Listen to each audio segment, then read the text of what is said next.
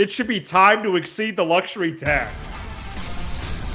The Cubbies. You are Locked On Cubs, your daily Chicago Cubs podcast. Part of the Locked On Podcast Network, your team every day. You are Locked On Cubs, part of the Locked On Podcast Network, now the #1 sports podcast network. We are your team every day. Alongside Sam Olber, I'm Matt Cozy. Sam and I are lifelong fans, taking our passion into a discussion with you on all things Cubs. Today's episode is brought to you by FanDuel. If you want to be right in the middle of the action this season, visit FanDuel.com and place your NFL live bets all season long. The Cubs made their 5th signing of the offseason. We break that down later in the show. Some payroll talk in terms of final numbers of 2025.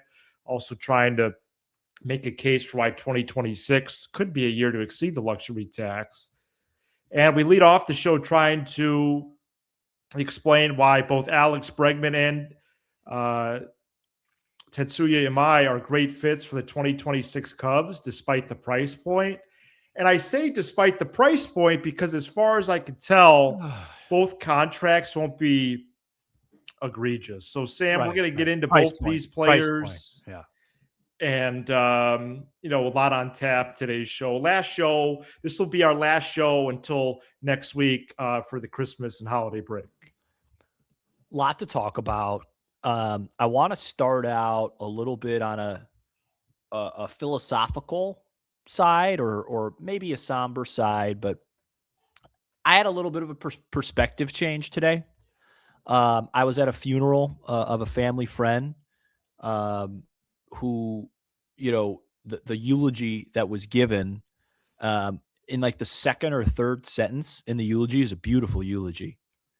Talked about how much the Cubs meant to him and how big of a Cubs fan that he was. Shout out to Joe, rest in peace. And it made me just kind of be like, I've got to stop. Like, yes, this luxury tax thing, it in a way, it makes it even more aggravating, but it also is just like this franchise and this team means so much to this people. That is now like the 4th at your wedding, at Nick's wedding, and now at a funeral talking about how important the Cubs are to the essence of a person. Right? Like their actual being, like what that meant to me. And not just because I had a podcast, because I felt that I'm the same way as he was. And it's a huge connection point, man. Yeah. And it just, so, all right, let's talk about Bregman and Imai and the luxury tax, but just know this, everybody watching, it's bigger than this. You understand? It's bigger. It's bigger than, well, maybe they could trade a guy and then move Shaw. It's bigger than this. This means something to people in a way that is you can't quantify. And I just, it was an emotional day for me, and I just wanted to get that out there before we start talking again about finances. No, I love it, man. This is this team means a lot to a lot of people, millions. And Sam, I don't know if you remember this story, but Nick Cozy and I, our grandfather, Papa Cozy, we buried him with a Cubs hat. I remember. I remember the story. Shortly after the 2016 World Series. So no, I love that kind of stuff. At the end of my speech at Nick's wedding, it was an emotional speech. I go Cubs.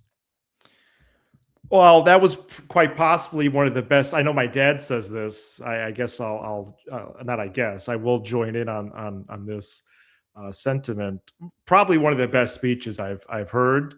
Certainly the best wedding speech I've heard. Yeah, no. Well, and the bar's low. You could have. I could have done one for you. You did pick me. So anyway, no, you gave a beautiful speech at your own wedding, by the way. All right, let's talk about the Cubs. Oh, okay. You did. Thank you. You actually spoke beautifully twice. I'm not going to get in your personal life, but I saw you speak twice beautifully. Yes. Maybe we should start a podcast. Bregman is a right-handed hitter. Great. That's a great start. Diversifies the lineup. Cubs got a lot of lefties. Solid defensively at third. Hits for average. He slugs provides a veteran presence with immense playoff experience, good vibes in the clubhouse. Are you starting to warm up more on him? Yes, I think I undervalued him. And Shaw could be like the sixth man or in a trade for a pitcher. Talked to multiple people that are in the industry that told me I'm undervaluing Bregman. They listened to the show and said it's a bigger addition than just an indifference. Even had a couple people say it's not that much different than Tucker when you actually take into consideration the ballpark. Because it's going to be easier for Bregman to hit the ball out to left center field, whereas right center field, you have to have Barry Bonds to find the basket on most days. I wouldn't go that far, but he was really solid last year. I mean, what sticks out about Bregman is he doesn't. Yeah, even though he was injured, and that's the problem. Right. That's what I'm getting to. Can he stay healthy above the age of 30 years old? I know I'm in that category as well. And, I play a little bit of basketball and it feels like I just tried to climb Mount Everest. But how about a 360 on base last year in limited time, 70 strikeouts? What you'd be looking for from Bregman is a Nico type impact with pop. Great description, yeah. Last year he had 18 long balls and 114. So what is that? About a 25 home run pace, give or take. Mm-hmm. The only thing with Bregman, and I hate to beat this drum so much, is that the two home parks he's played in this year are about maybe the two most friendliest parks to right-handed hitters, right? Or in his career. Nico Horner looked like Barry Larkin in the Crawford boxes this year. Remember he had back-to-back homers? Right. Houston's a crazy place. How about when you just hit a pop-up to left field? I hate playing there. And then in Fenway, obviously it's difficult to get it over the wall, but you could play pepper with that wall. So, nice. What would be the regression there? But I'm higher on Bregman than I was a couple weeks ago. I was talked down by multiple people telling me I was wrong on that, and I take accountability. You also were very thoughtful after the birth of my son this past June. My in-laws replayed that segment a few different times. Oh, still going back to that. I'll always remember that, Sam. So I appreciate that again. Yeah, Cubs got beat by Philly. Oh my! They lost that night. Oh, the night Bennett was born, they won. Oh, right. That's right. Then the next night they lost. Right. I think that's right. But right, which is the next time we're on the right. Yeah, I don't remember. Okay. I just remember knowing that you had a kid the same time they were eating Philly cheesesteaks in Philly, in the city of brotherly love. Imai is only 27. Elite Schwarber almost hit a ball to the hospital. What'd you say? No, sorry. It's one extra. I apologize. Elite slider that moves like most sliders don't, and high ceiling, which we talked about earlier this week. Next, we're going to try to explain why, even though, we have no reason to believe that they're going to do this because they don't operate like this anymore, but they really should sign both guys and just call it a day. That would be a heck of an offseason. And so we're going to do that, review some numbers, our favorite activity, reviewing numbers in the pit. No, go ahead. I have nothing to say. Oh, I thought you had a quip there. We're going to do that right after this. This episode is brought to you by FanDuel. NFL Sundays move fast. One big play and suddenly everything feels different. That's what makes live betting with FanDuel so exciting. You're not just watching the game, you're reacting to it in real time. With FanDuel, you can place bets as the action unfolds. Every drive, every momentum swing, every highlight moment. Folks, the, quote, bragging rights rivalry took place last night between Illinois and Missouri. And Illinois won the game by like 42 points. That opened up as Illinois minus 8.5 point favorites. You got to jump on that if you could, assuming you were out of state. I can't figure out this Illinois team, and I haven't been able to figure out this Illinois team in 2 years. I don't think they're that good. Maybe they make the second round. Don't bet on them to win the Big Ten or anything like that. I don't trust the consistency. So if you want to be right in the middle of the action this season, visit FanDuel.com and place your NFL live bets all season long. FanDuel, the game moves fast, and so can you. Go Bears. Thank you for making Locked On Cubs your first listen of the day. And thank you for making Locked On the #1 sports podcast network. You already live your team every day. Now take it up a level and go ad free. Join the Everydayer Club today and get Locked On Cubs with no interruptions, all for just $5 a month or $50 a year. Go to lockedoncubs.supercast.com or check the link in this episode description. Well, we have no reason to believe they're going to do this because they don't operate this way anymore. The last time the Cubs genuinely went into the luxury tax was 2019 because they did in 2024, but it was a quasi-accidental $2 million in which they had to pay a tax of about $570,000. Can you imagine making a mistake like that? Right. Who was responsible for that? Well, I think Carter Hawkins. No, I'm kidding. I mean, if I made a mistake like that in the finances of my job, I would be, begging to sleep on your floor. Well, and they only had to pay a tax, I mean, only in quotes, of $570,000. Right. But well, still, that wasn't the plan. That covers a lot of money. That covers Jacob Webb's salary. Right, 1.5 M's. With so much uncertainty surrounding this sport, paired with the amount of veterans who will be free agents after 2026, 2026 should be a year in which they go over the tax and really go for it, in my opinion. Yeah. The Cubs now, with signing Jacob Webb, they now have about $39 million remaining until the first threshold of the luxury tax at $244 million.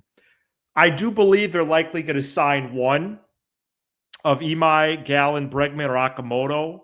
If they get two of those, then they'll likely go over the tax unless they trade an impending free agent like Horner or Tyone, who makes real money.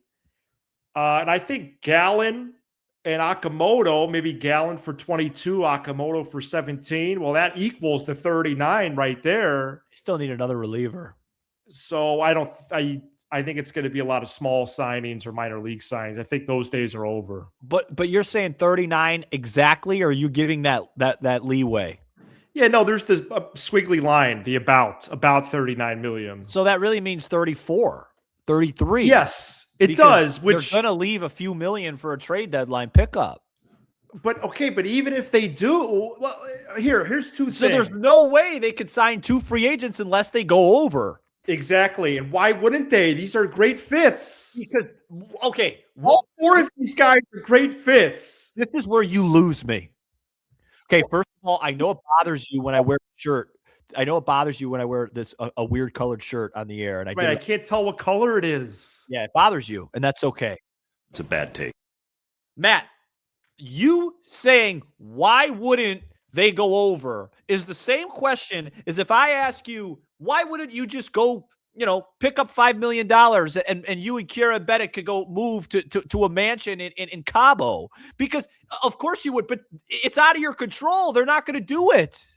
Of course they should do it. Of course it makes sense. Okay, you probably need more than $5 million to do that. But anyway, well, it makes sense for this team. They just won 92 games. But we know it makes baseball sense, but we have no proof that they've ever gone over that. So I'm not going to sit here and say, well, they should do this. Of course, they should sign Imai and Bregman. Imai is going to cost them about what? Just for next year, about 28, would you say?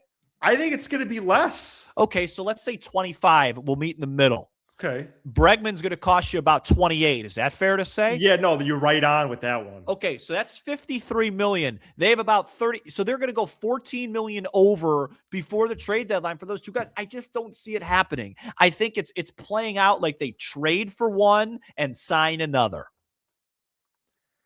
Yeah, but even if they want to get two guys, straight the numbers, Gallen and Okamoto, that they could do that. Okay, but Gallen and Okamoto for the offseason gets me about as excited as when they call up my name at the DMV. Okay. Well, and I come on. Well, but it improves the team. They're not consolation prizes to me. You just said you think 2026 is a year for the Cubs to go for it, and so you'd be happy with Gallen and a utility hitter. And that would be with relievers. You going for it. A guy that gave up almost as many home runs last year. What did he give up? 31.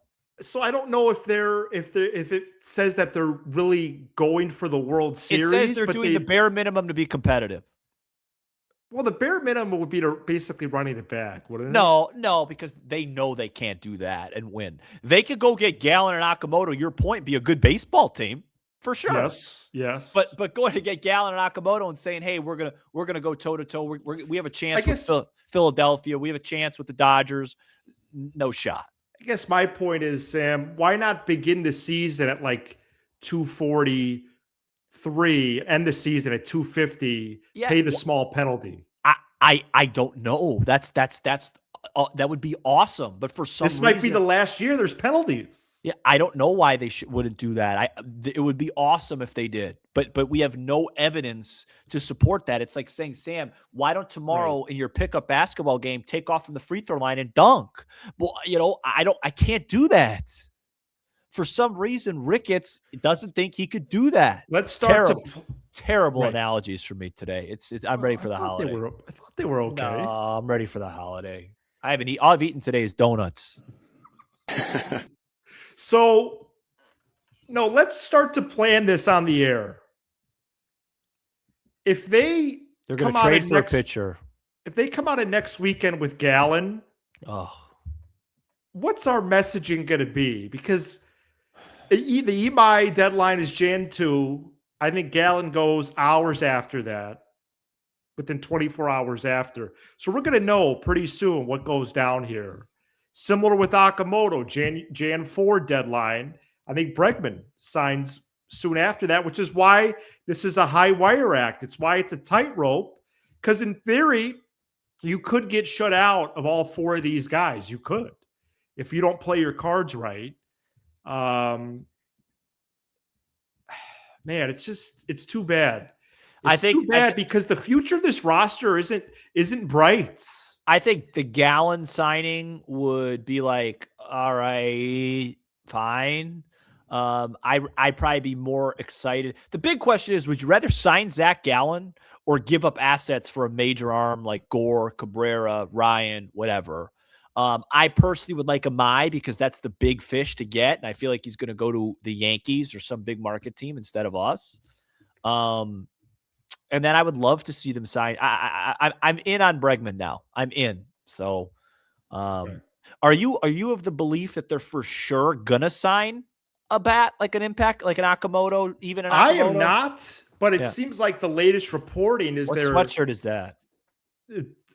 Tim Dillon, the comedian. It seems like they want to sign a bat. Like the reporting more is now, hey, they would like to do that. Well, I'd like to have dinner soon, but that's right. I would like option. Right. I would like to exactly. I mean, you'd like to dunk a basketball to your point. Yeah. I just the Cubs currently have 7 unrestricted free agents after this year. That's kind of my point. I'm gonna ask Plus, you they have 5 more guys who have options. Like, here, let's play this game. Don't overthink it. Ready? I'm going to do a count of 3s. On the count of 3, tell me who plays second base in 2027. 1, 2, 3. Matt Shaw. Okay, who plays third then? I don't know. Okay. On the count of 3, who plays left field in 2027? 1, 2, 3. I don't know. And on the count of 3, name the top 6 starting pitchers in 2027. 1, 2, 3. Horton, Steele, Wiggins, and a bunch of guys that they'll go get. Okay, so you couldn't do that. And I could continue. There's so much uncertainty for that club in 27. So John Lieber. Spend our time in the certainty of the now. Steve Traxel. I'm sorry. Okay. All we have Jeff is today. Facero. All we have is today. Yeah, but Matt, they don't. Carter Hawkins and Jed Hoyer and Tom Ricketts are not going, all we have is today. We have to go in it. They're trying to build a sustainable good team for a long time. I just wish they dipped their toes a little bit more in the deep end going into this year. But let me ask you this. Let me play devil's advocate for 1 second. Let's say the Cubs get, we could agree, if they were to sign Imai and Bregman, we'd be ecstatic, okay? Oh, my gosh. Let's say they get Gallen. Or let's say they trade for Gore. Okay. One of those two. You pick. Which one do you want for the scenario? Let's do Gallon. Okay. Let's say they get That's going to be about $22 million a year. Let's say they get Gallon and Bregman, hypothetically. So that they go over the tax for those two guys. Yeah, right. Totally. Are they even the favorites in the Central? The Brewers are really good, man. I don't know. So I think that's the counter. I think they would be a slight favorite, yes. Yeah, slight. That's the counter, So it's like... Well, you're not breaking any news to me. That's why I wanted a guy like Schwarber. Because I think you go get Schwarber and you trade for a pitcher, and now you tip the scales a little bit, in my opinion. No disrespect to Ballesteros. Yes. You're bringing in a dude with credibility. And no disrespect. Maybe Bregman provides that, but maybe, yeah. Schwarber's a different type of guy. Or Bichette, The Cubs finished with so the Associated Press over the weekend put out the official payroll numbers for 25. The Cubs did finish with the 11th highest payroll. And I don't know if we want to get into that anymore, do we? I'd love to see them be in the top 6. Okay, top 6 last year were Dodgers, Mets, Yankees, Phillies, Blue Jays, and Padres, who the Cubs beat. In the wait a minute. Can you say that one more time, slowly? Sure. Top 6 last year. I could just do the top 11. No, can you do the top 6 slowly, please? Dodgers. They won the World Championship. Mets. They had a disappointing season. Yankees. They made the playoffs, won the division, have the best player on the planet. They didn't win the division, that's a lie, but they made the playoffs. Phillies had a really good chance to beat the Dodgers, probably as good of a chance as anybody. Blue Jays. They made it to the World Championship, 1 game away, 1 Miguel Rojas away. Padres. Right there in the playoffs, got a bad draw, had to go to Wrigley with the wind blowing in. Yeah, that's the top 6. Yeah, so pretty much every team but the Mets, who had a disaster season, was right there. Wow. The other teams in front of the Cubs, Red Sox, Astros, Rangers, and Braves of Atlanta. Coming up next, the Cubs made their 5th edition of the offseason, as they've been highly active this winter. And I couldn't keep a straight face. They signed right-handed reliever Jacob Webb. All the details next.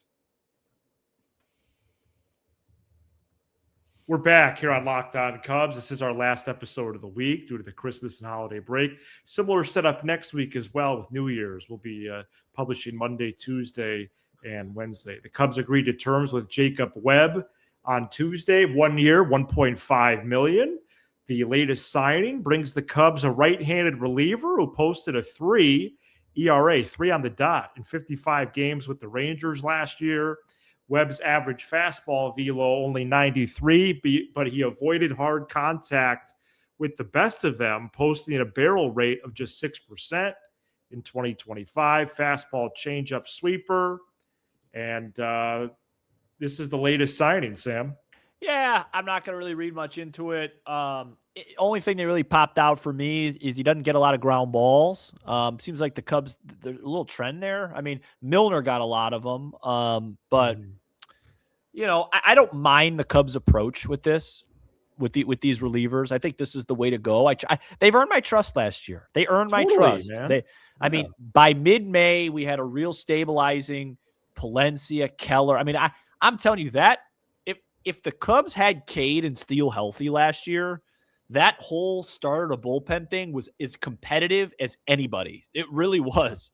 The way Thielbar was throwing, the way Pomerantz was throwing, Palencia, Keller, and Kittredge was so steady.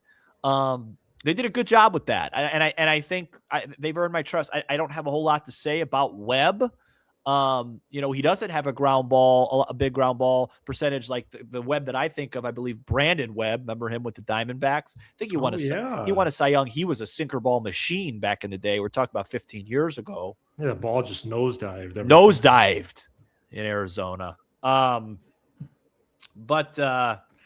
Listen, they've earned my trust with that stuff. I know it's boring for a lot of people, but they got to get that stuff done. So. Well, updated bullpen. What I have is Javier Assad as a piggyback option, Sam. And then I have Ben Brown making the full-time transfer to short relief.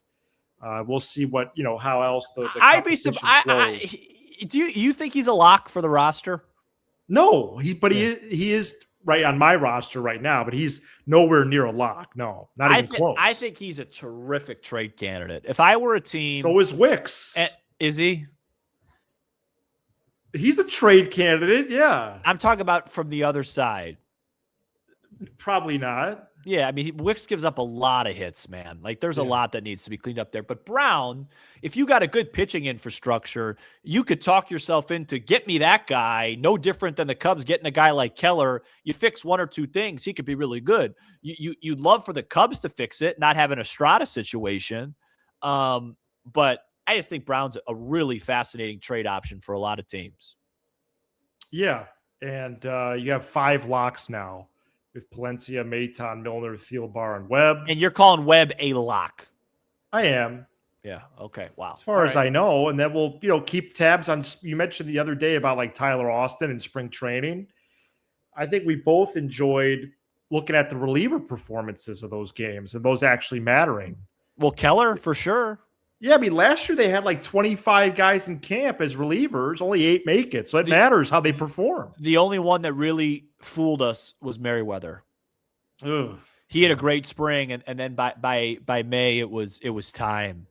Oh, I put together a lineup with Bregman, Sam, and I like the look of it. I feel like you will too. But can you show it or? But let's see. Happ, Okay. Bregman, Bush, Seiya, Pete, Horner, Mo Baller, Swanson, and Kelly. Looks so much better, doesn't it? Yeah, Kelly 9th. He hit like 4th last year. Yeah, he had a great year. No offense. Yeah, he did hit too high. Okay, I'm just you know me. I love analyzing this. I mean, Happ and Bush could be switched. Well, no, I don't want Happ hitting 3rd on my team. Well, I don't either. So he'd either be leading off or batting like 5th. Yeah, no, I like that. I like to get Horner a little higher. Yeah, but I like that. I like that lineup. That lineup looks good. It looks scrappy. There's gonna Bush and Suzuki, regardless of who they get, are going to have to carry a massive home run load on this team. I know. Because you can't rely on Pete to hit 30 again. No. How many did Suzuki hit last year? 31? Yeah, I was around there, over 100 ribbies. Yeah, he's going to have to do that again for this thing to work. And he Bush should be able to, man. It's his 5th year. And Bush is going to have to hit over 30 as well. That's a high expectation. Because Ballesteros doesn't hit a home run. Now, Dansby and Happ had a lot of bad luck last year offensively, so maybe you could get Happ up to 30, Dansby up to like 26, 27. Be asking a lot, though. It would be, yeah. Bregman, 25. If he's making $30 million a year, he needs to hit 25 home runs. All right, thank you for making Locked On Cubs your first listen of the day. For those of you on video, we send you out to the 24/7 national Locked On Podcast Network YouTube channel. As Sam takes a sip of Gatorade. And on audio, make sure your second listen is Locked On MLB. So we're nothing if not hydrated on this show. Yeah, well, we'll talk to you next week. And in your case, Sam caffeinated. I'm Matt Cozy. This is Locked On Cubs. Go Cubs.